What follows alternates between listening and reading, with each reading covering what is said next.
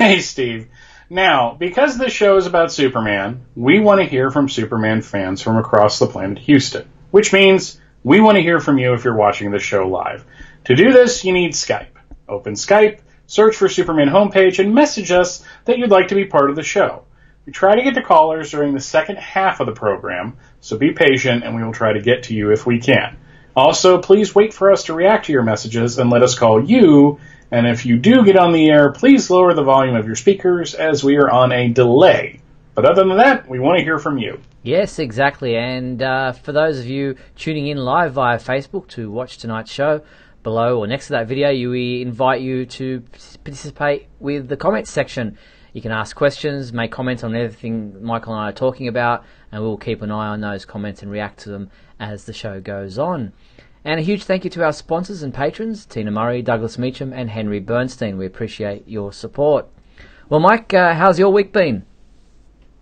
It's been extremely busy. Things are changing at work, and I am just doing full prep for all the stuff that's going to be happening at Dragon Con in about a week and a half. Cool. So that's eating up a lot of my time, actually. I was searching for pictures of the cast of Lois and Clark today for one of the panels. So... Well, okay, fair enough. And so lots happening there for you with panels and things and possible TV appearances and things like that happening. Very exciting, but as we were just saying off air, nothing is certain until it's actually over. Mm-hmm.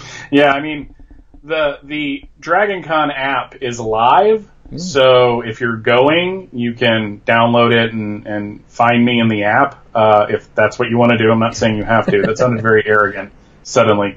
Yeah, it's going to be a crazy 4 days, but it's usually a lot of fun, and then I just pass out afterwards. Very good. All right, well, let's move on to start with tonight's topics of discussion, and as we always do, we like to start with some movie news. And this is me pretending to be Zack Snyder. I'm stirring the pot.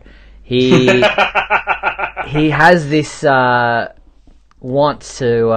it's great that he interacts with his followers on social media, and on his Vero social media account, a fan asked him a question about the empty pod in Man of Steel. Now, with a live-action Supergirl movie having been announced, that there is, plans in the works for a Supergirl movie to happen, people are wondering how it will tie into the movies that we've already seen.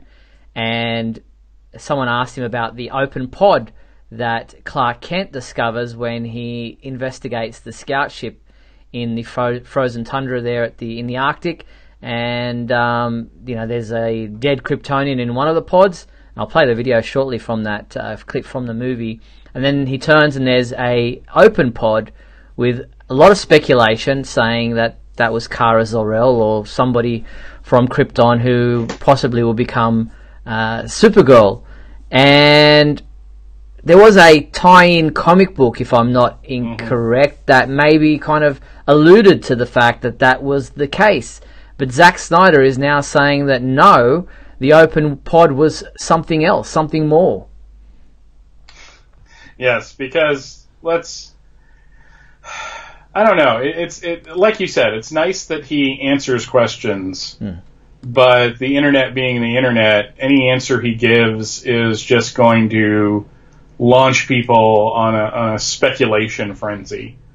And we all assumed, like you said, we all assumed it was Supergirl because of that tie-in comic, but I don't think the tie-in comic really had anything to do with the movie. I mean, it did for DC.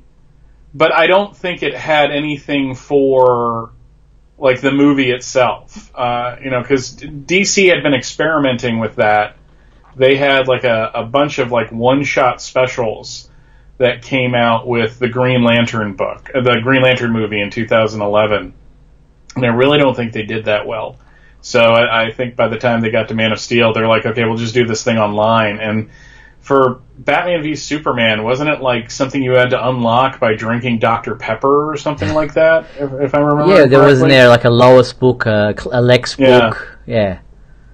And those are all meant to be like prequels, but movie studios are going to do whatever they want. So I think the Supergirl thing was just fans speculating so much that we just assumed it was going to be true.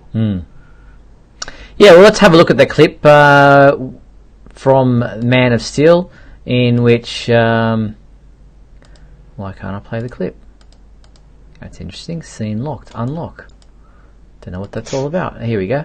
Let's play that clip from the movie, and we'll and see what everyone's talking about.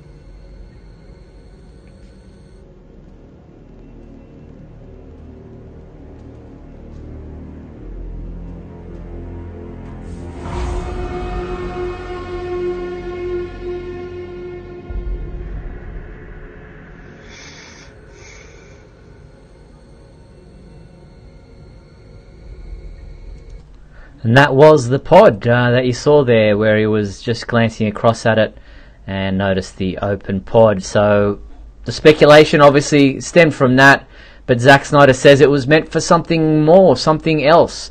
What that could have been, what he was planning there, who knows? Yeah, well, we had to go through, the fall of Superman. Well, my gut tells me that the plans for Superman sequels were very different during the production of Man of Steel than what happened after Man of Steel. Yeah.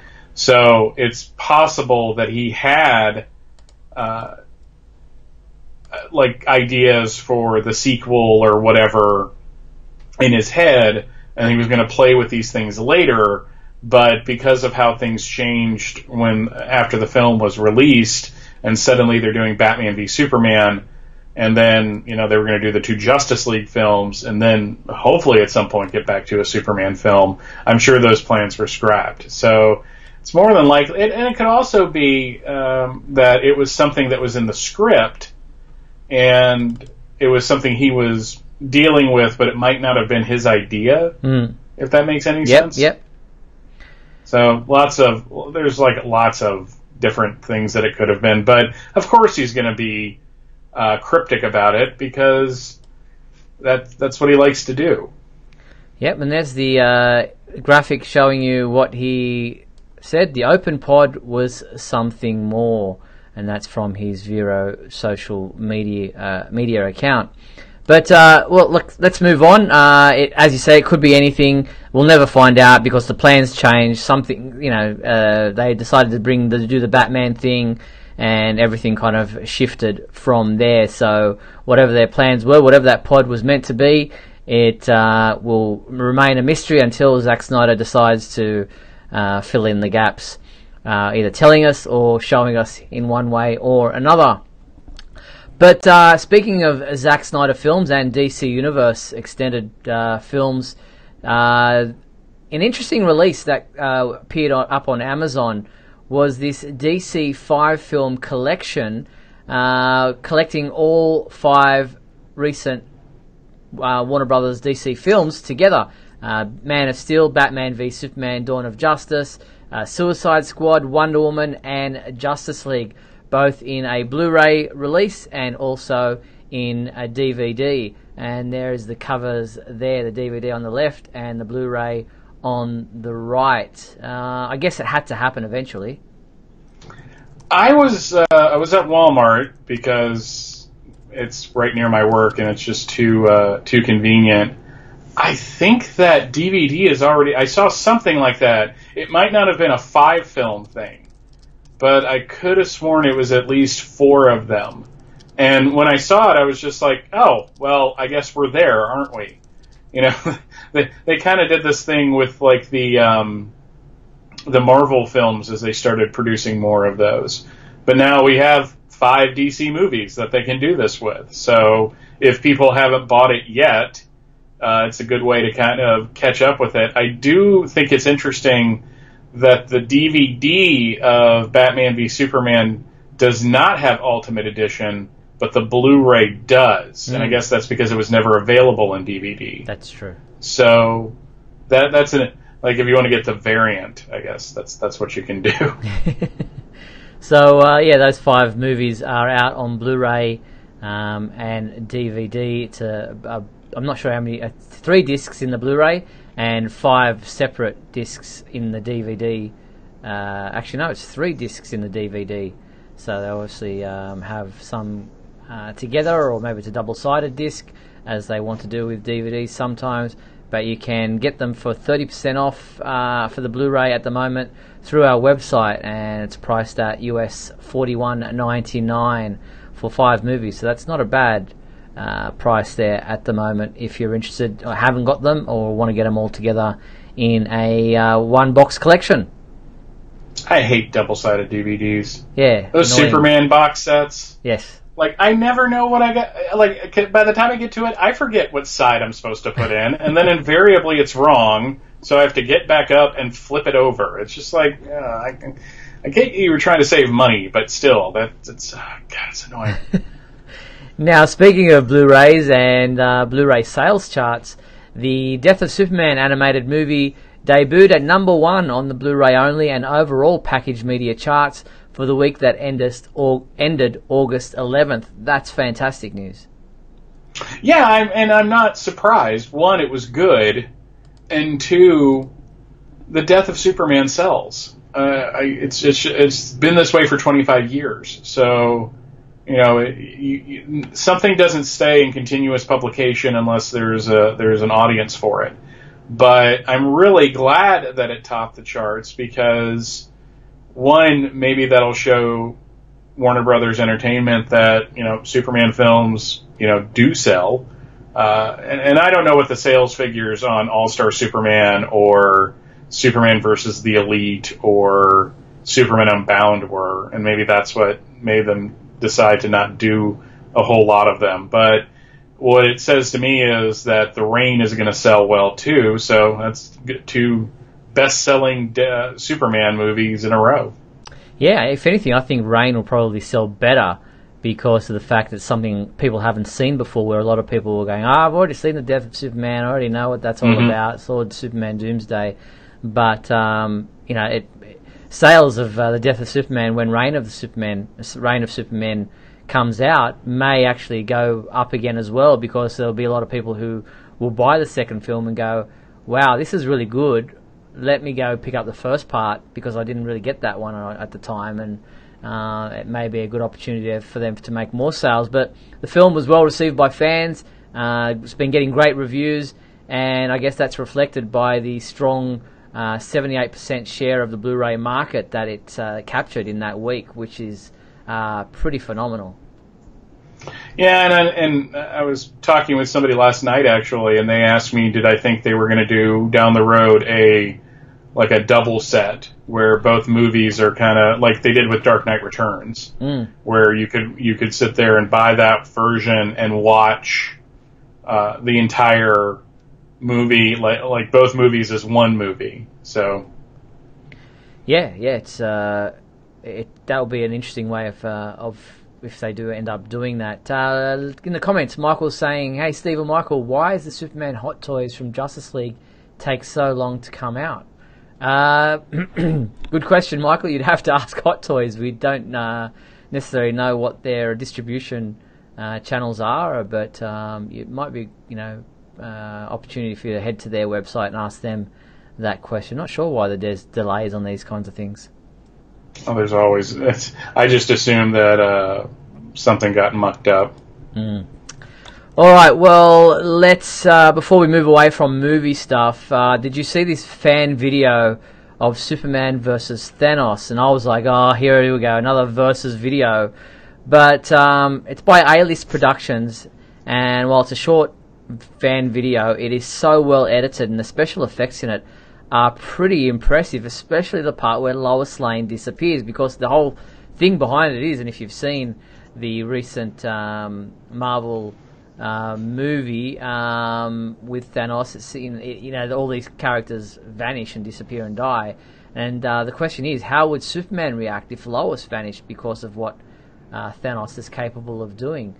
And I'm going to play a little bit of the video now, and then get your reaction, Michael. So okay. Check this out.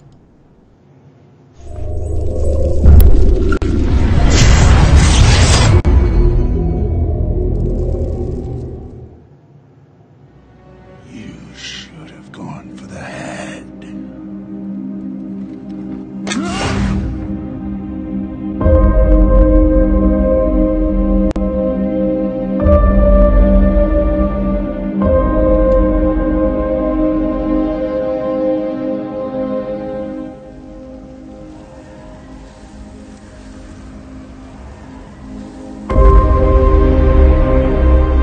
She was my world, and you took her from me. Now is no time to move. If I wanted it, you'd be dead already. You should choose your words more carefully.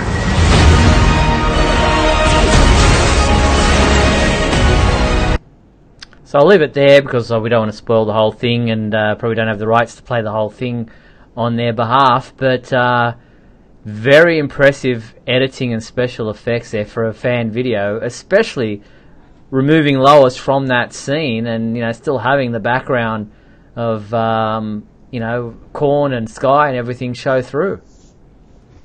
Yeah, I liked how they timed it too, for the moment that Clark heard Zod menacing Martha. Yeah.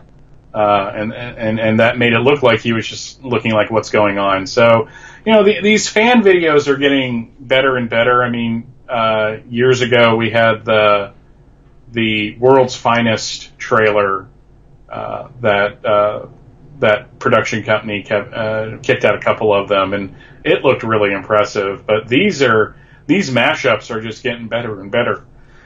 Yeah, what they're able to do with them, and the way that they're able to edit them together, and mash things together, not just cut scenes, but actually having the characters in each other's scenes. The editing there, and the I'm not even sure what the actual terminology is, where they're able to die cut around them, kind of in printing terms, is pretty impressive. Yeah, I just assume that the computer technology is just so advanced at this point that people who do these kinds of things have better access to stuff that was only really available to multi-million-dollar films back, like 10, 15 years ago. Yeah, it is really impressive. So check it out on our website if you haven't watched that whole video. It's really well done and pretty impressive.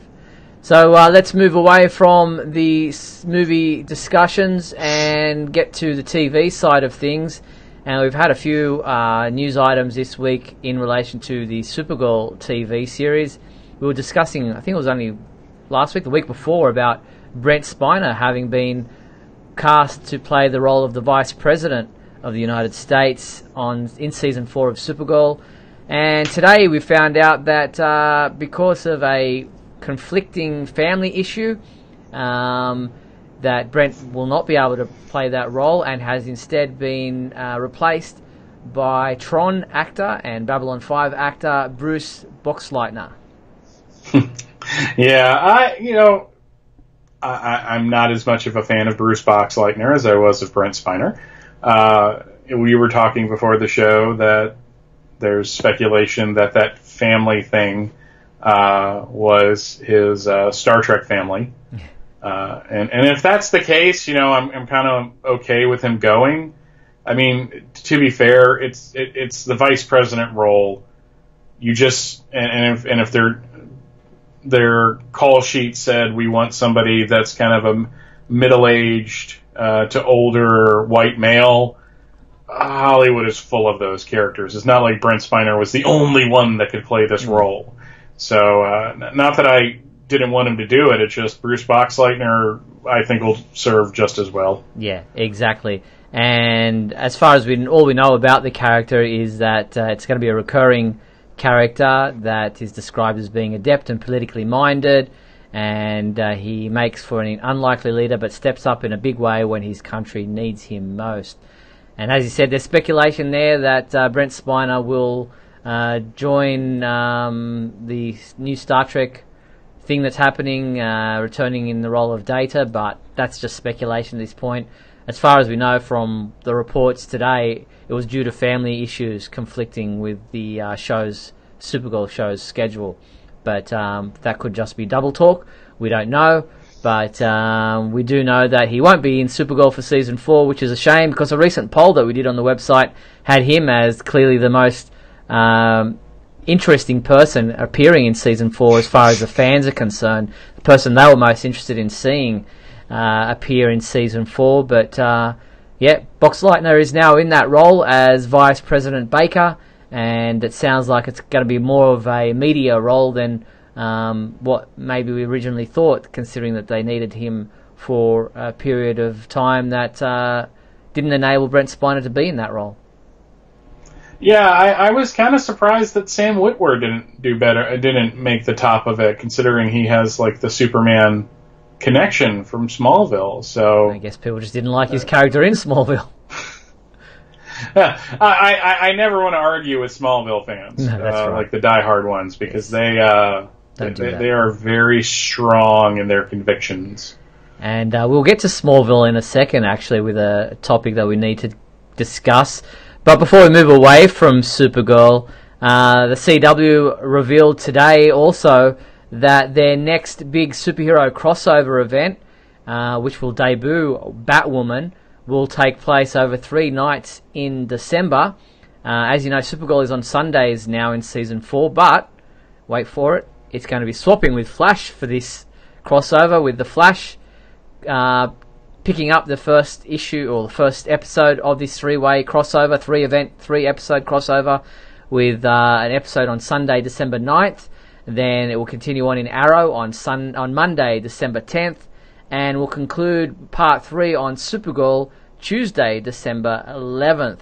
Why they decided to do that, why they decided to swap Supergirl and Flash, I guess because the story probably starts as a Flash-centric story, and therefore they needed to have it as a Flash-centric episode. Well, I mean, it works just as well as anything else. It's kind of odd. I guess having the 4 shows together was more difficult than they wanted to repeat this year. And I mean, the results were on the screen, so I'm not saying it was a bad thing, but I guess it was just easier to kind of coordinate with that. And it kind of makes me wonder what world Batwoman's going to be on. Is she going to be in the Arrowverse, or is she going to be in Kara's universe? Which I'm leaning towards the Arrow world, but 3 nights in December looks like it's going to be a lot of fun. I'm kind of hoping that the one thing they do repeat from last year is to have, unlike the first the Invasion crossover, don't have it that it's an episode of the show with just kind of some of this stuff going on in it. Make it so that every episode counts.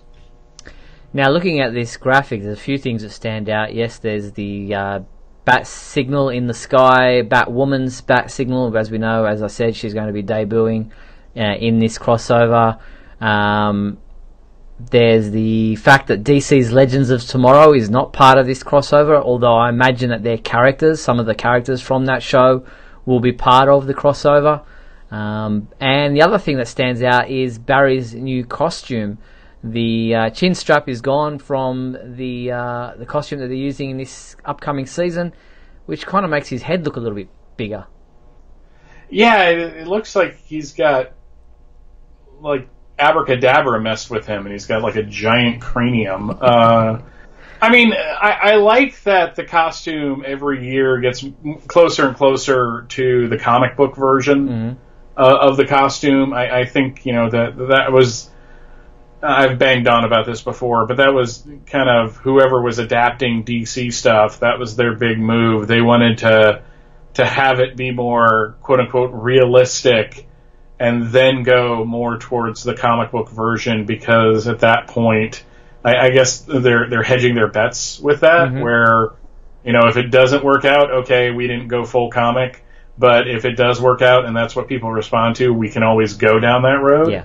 Supergirl was the exception because she was in that costume from the very first episode. But I'm looking forward to this. I like the crossovers. I think they're fun. I don't know if I'm going to be watching Flash. I haven't watched Arrow ever, so there's that. But I'm kind of looking forward to seeing what they have with Batwoman, because I really like Kate Kane. I like her character a lot. Yeah, and Batwoman will be played by Ruby Rose, who I think mentioned that last week, and she'll be debuting in her own TV series at the end of this year, crossing over into next year as well. So looking forward to that. But I haven't watched Arrow since I think season 1, but I love the Flash and Supergirl, and have continued to watch DC's Legends of Tomorrow as well. So I enjoy the crossovers, and we'll look forward to this one as well. Now, before we move away from TV stuff, this graphic appeared, and it kind of reminded me that yes, this is 2018, and Smallville, as we spoke about just briefly before, predicted this in 2018. Where is my graphic? I seem to have misplaced it. I will grab it shortly. But we had, this video. Let me play this video. Did you get it? Thought you might need something blue. I did, just in time. Thanks, cuz. Wish me luck. Good luck. Whoa. Bad idea. Very, very bad idea. How many great seasons? Love the colors. Where's the drum? Did you see the one with the elephant? The Man of Steel deserves better than a circus incident on a fender bender. I want pecs. I want cape. I want pearly whites. Yes, Miss Lane. Your brother left big shoes for you to fill, Olsen. I know you're up to the task. Lane, I know you're out there. Stories don't write themselves, Lane.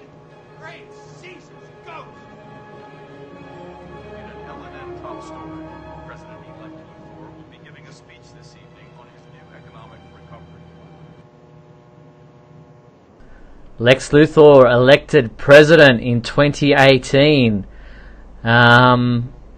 They predicted it back in 2011 that Lex Luthor would be elected president in 2018, but the problem is, one, you don't have an election until 2020, and it was 2016. So, but it's not unusual for TV shows to pick an alternate date for presidential things, maybe to kind of separate fiction from fact or fake news. But then you also have the fact that 2018 is Superman's 80th anniversary, so they may have been just kind of projecting things into the year 2018 because of the finale being the fact that Clark does the whole chest reveal and the show is finished, for the series concludes on that point.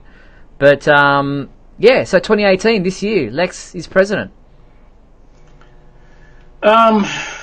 Careful. Man, there's like 50 things I could say right now that I'm just not going to. So I did like that because that's a sop to the was it a first season episode with the woman that that's see right. the future? Yes.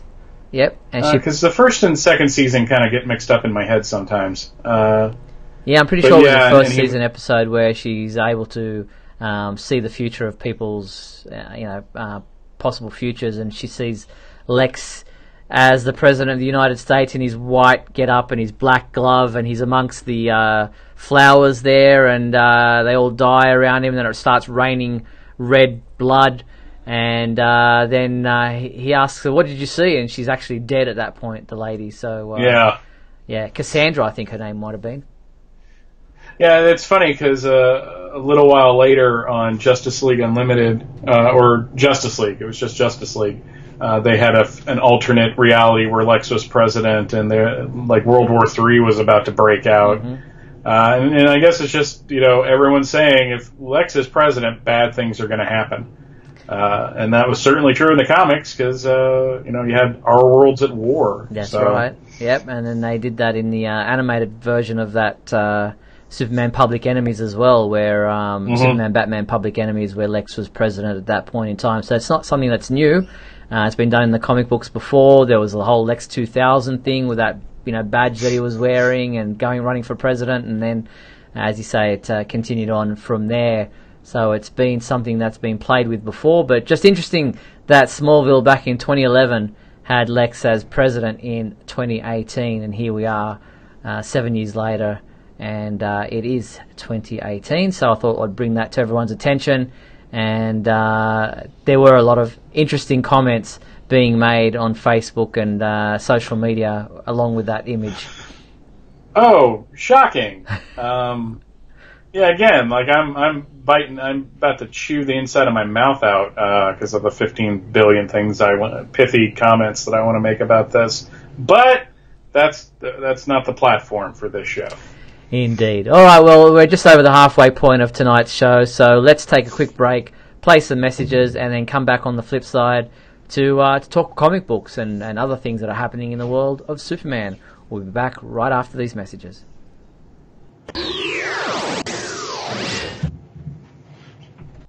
We'll be back in a moment with the exciting climax of today's episode. So stand by.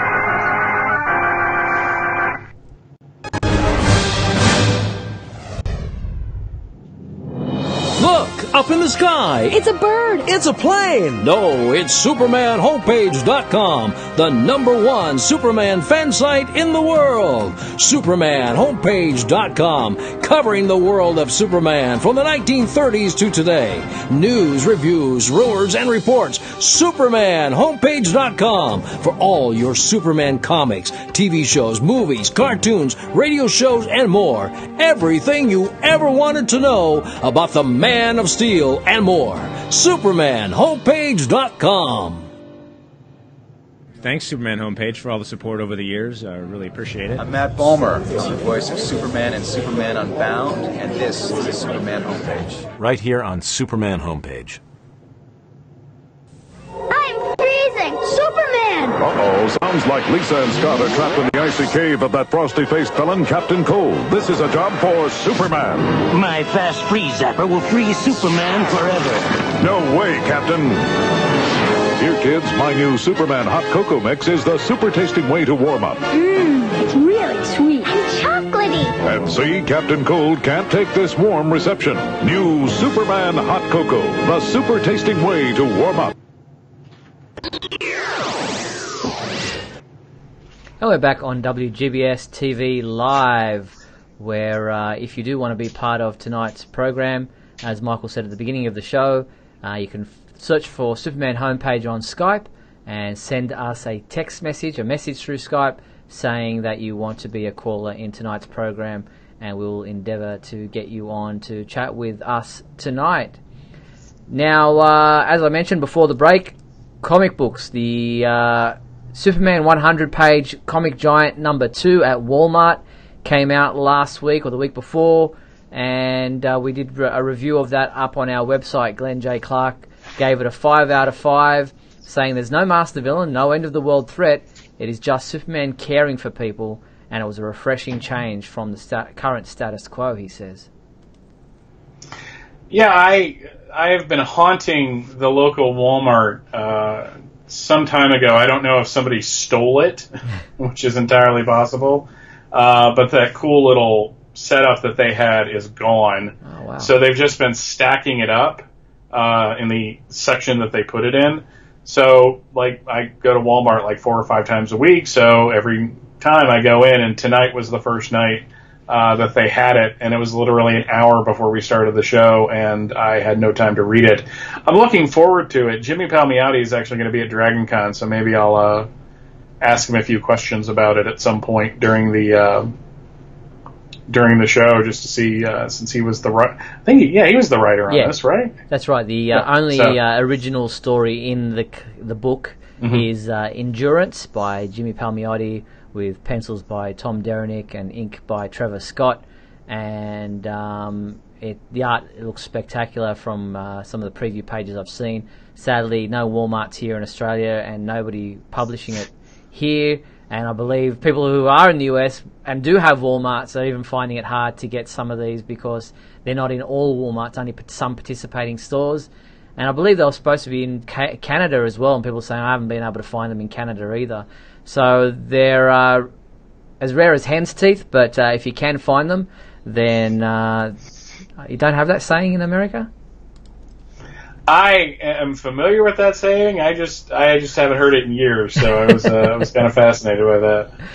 That is the cover. I usually expect I usually expect a severe Southern drawl to come with it too. So there is the cover for the second issue of the Superman 100-page comic giant. There's obviously a Justice League, a Teen Titans, and a Batman one. Is it? That's the four of them that are out. Yeah. So yes.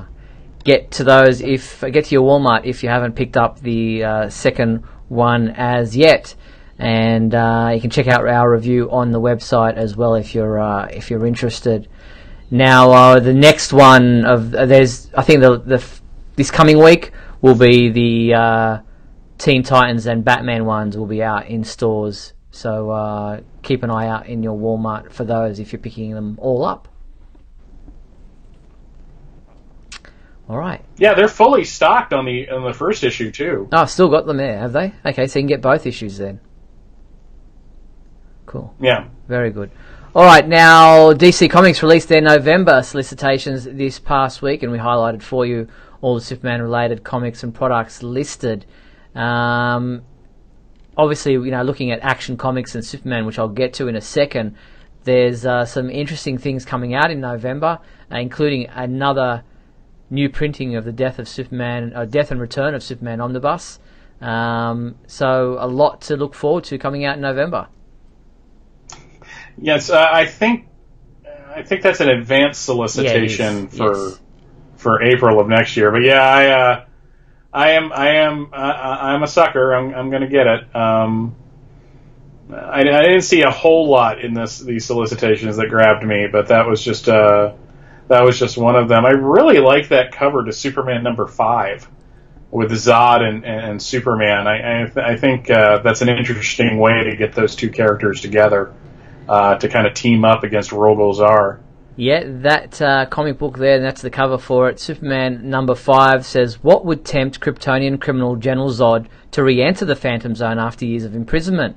As Superman tries to free himself from the Kryptonian jail and fight off the monster who destroyed Krypton, Zod returns to face Rogol Zaar and get vengeance from his dead world and its lost potential. So I guess the enemy of my enemy is my friend. Yeah, that's that. Yeah. Actually, no, that doesn't work. Well, the enemy of my enemy. Yeah, that works. I mean, because Zod would be as mad at Rogol Zaar as he would be about Superman. In fact, I think he'd be even more likely to put his beef with Superman aside to deal with the person that destroyed his homeworld. So, because he is all about Krypton.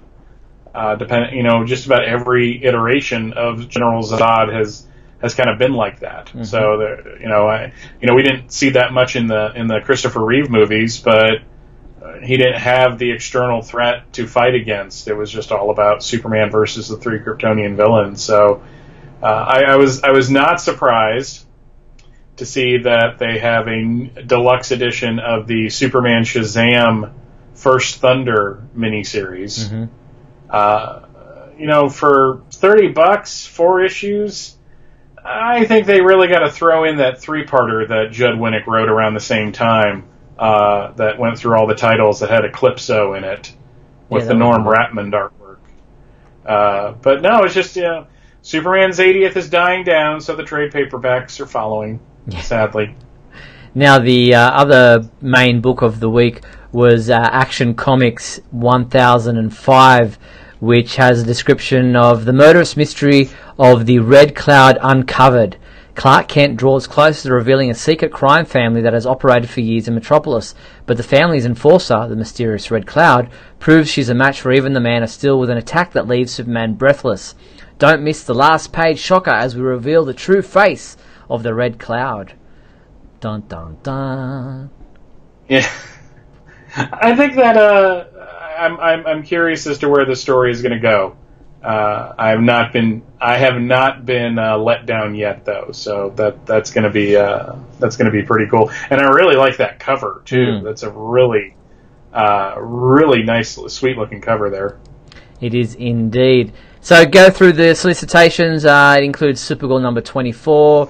It includes Injustice 2 Annual number 2, Adventures of the Super Sons number 4, and many others, including Doomsday Clock number 8, Heroes in Crisis number 3, the whole Aquaman Justice League crossover thing, the Drowned Earth thing that we've been talking about, and there's also some advanced solicitations for collected editions, hardcovers, trade paperbacks, omnibuses, and that kind of thing, so on and so forth. Sadly, no collectible products like statues and action figures for Superman fans in the November solicitations, but heaps of cool imagery to go through for the covers that are out in November from DC Comics. Yeah, do you think we've kind of reached a saturation point with the statues and stuff? I mean, it seemed like for a while there they were releasing a lot of them. Yeah. I think maybe now it's kind of maybe for the best that they kind of slack off a little bit to not deluge the market. Yeah, well, DC Collectibles were doing a statue series of Superman by, certain renowned artists, Superman by such and such, and Superman by so and so, and while they're looking, really cool, it was pretty hard to be able to maintain that kind of purchasing of statues on a regular basis, especially when they're, a couple of $100 plus for each one. So it's not a cheap habit to have if you're a collector of statues, which personally I was for a long time, collecting a large number of statues and figurines. Not so much the action figures, although on my shelf there's no room for any more. But statues were the thing that I was actually going for mostly for quite a while, and I actually probably haven't bought something for about a year now or more because I just run out of room. Like, where do you put all this stuff? I'm surprised by certain collectors on Facebook who've just, here's my haul for this weekend. It's like, where are you storing all this stuff? Yeah, I appreciate the passion, but at the same time, I think it just comes from the fact that there was a time where Superman statues and action figures were kind of rarer, especially coming up through the 90s. There was a couple different action figure lines, and like a statue here and there, but it just seemed to be like only a once a year type thing. And I think, there were those of us out there that were like, man, if they released more of these, I would just buy them. And if I had the job that provided the money for me to be able to do that, I would just buy them. And, I never tell anybody how to run their fandom, but I'm just not in a hoarding mentality anymore, I guess is the best way to say that. Yeah, you do get to a point where it just becomes ridiculous and you go, no, stop, enough's enough. Mm-hmm. Absolutely. What we haven't had for a while is trading cards. They've kind of, collector cards have gone out of fashion. Yeah, it's really funny that you mentioned that because I only recently got the official binder for that Cryptozoic Legend of Superman line that they put out like 5 years ago. Mm-hmm. And I've just been watching those binders because, when they first came out, they were like $30 a piece. And I'm like, no. And I managed to get one for like $20 with shipping. So I'm just like, okay, now it's at a point where I can afford it. But trading cards, I wonder if we just killed that, especially in the 90s. Because in the early part of the 90s, there was a couple different DC card sets. For Superman, you had the Death of Superman set. Mm-hmm. And it used to be that a box of these you'd be like paying $50 to $100. I got this thing for $20. So I think we just killed that market essentially. So yeah, they had so many different ones out there. There was this gold foil, what do you call it, where they're 3D hologram. The holograms? Yeah, the hologram cards. They were great. Yeah, and they had a whole, in '96, I think it was, they had a whole, like, Superman hologram set. And then they put out, like, those large cards, the longer one, the wide vision cards. And they had two editions. You had, like, the one with the metal feel or the solid field, and then just the flat ones. Yes. And it's just like, now I don't think the market's there. I mean, you know, trading cards essentially were designed that you buy them and trade them with people. Hence the name. And the 90s, it was just like, I'm just going to buy a box of these and get my set, and that's going to be it. So, and people weren't even opening up the packets; they were just leaving them in the packets. You wouldn't even get to see the cards.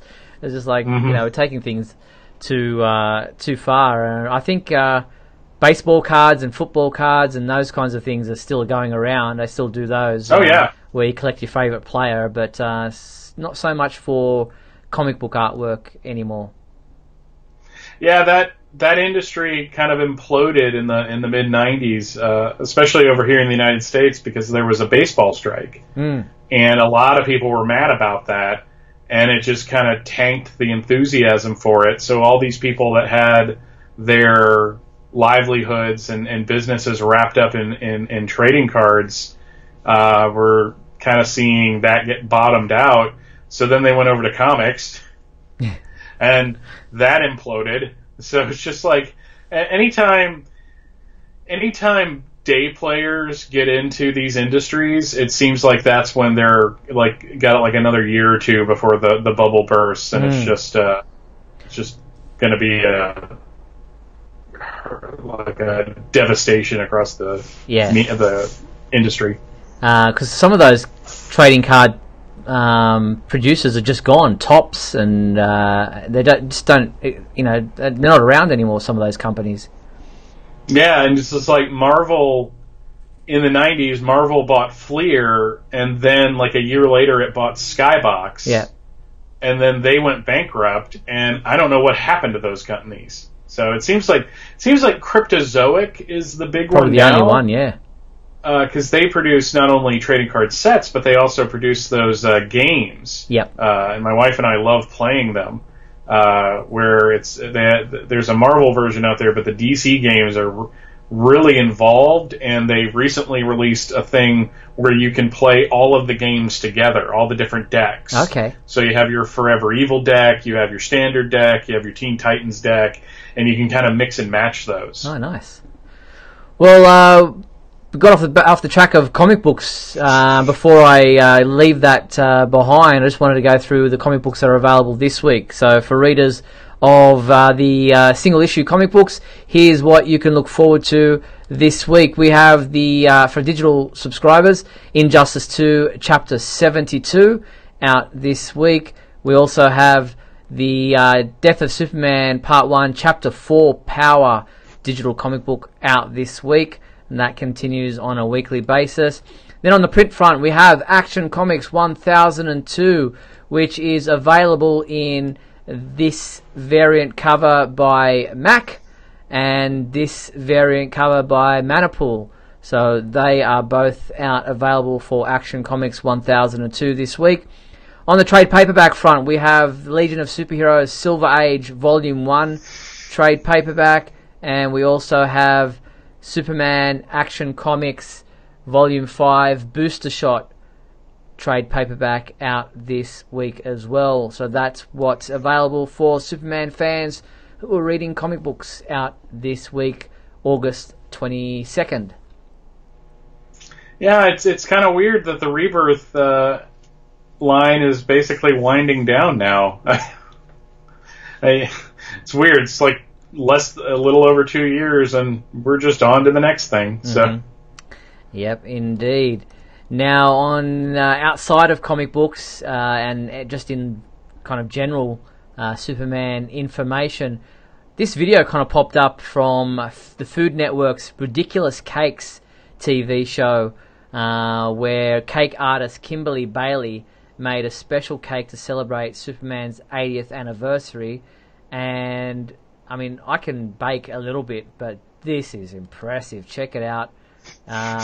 This from the, if I can find it, there it is. This video from the Food Network, and I won't play it all because we don't have the rights to it, but I'll play a little bit for you, and you can check out the rest on our website. His form is exaggerated, so I work on finding the appropriate size before I spend a lot of time sculpting the face detail. Oh my goodness. Look at him now. Ooh. But Superman can't be a superhero without a metropolis to defend. Kimberly starts the iconic globe of the Daily Planet. Once it's all set, then we can tone it up with luster dust. We actually use makeup brushes. The Daily Planet building has kind of this Art Deco vibe, not only in the shape of the building, but also in these triangle elements that are part of the building. So there you have some of the video from the Food Network's Ridiculous Cakes, building the Daily Planet, the globe, the building, the Superman figure, all made out of cake and edible. I mean, I'm all for eating cakes, but I'd be loath to actually destroy that. So, this isn't just a husband bragging about his wife, but reasonably sure my wife could do that if she really set it out to. Wow. She, especially before her accident, she put together she did like a cake for Tangled, and she did an Angry Birds cake. So, but the impressive thing about that is the fact that, do you know that thing that they're layering it with? Yes. What that's called? It's the fondant, and fondant's awful to work with. So the fact that they're able to do that and make it look easy when I know it's not, that's just television magic at that point. That is impressive. And also looking at other stuff outside the world of Superman, or in the world of Superman, but outside comic books, TV, and movies.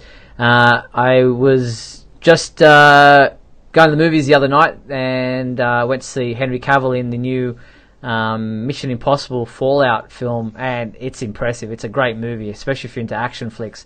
But that's by the by. We're in the food court there having some dinner before the film, and I walked past the McDonald's and I noticed that there was a Justice League Action logo there, right there, in at the McDonald's menu thing. So I was like, oh, this is interesting.